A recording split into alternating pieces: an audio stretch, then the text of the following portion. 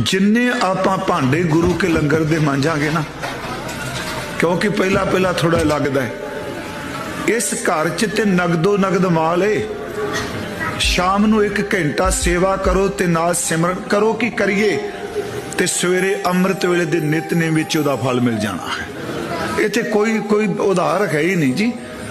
इत्थे पर शर्त एक कि सेवा करदियां सिर्फ अंदर सिमरन चलदा होवे, चाहे वाहिगुरू बोले चाहे सतनाम बोले, मन नूं कंट्रोल करना बहुत मुश्किल है। जेड़ा बंदा संगत दी सेवा करदा है, गुरमुखो नाल जे भांडे मांज रहा है, झाड़ू ला रहा है, कोई सेवा कर रहा है, कुछ भी ना आवे सिर्फ वाहिगुरू वाहिगुरू कही जाए, गुरमुखो ये भांडे मांजने एवें नहीं।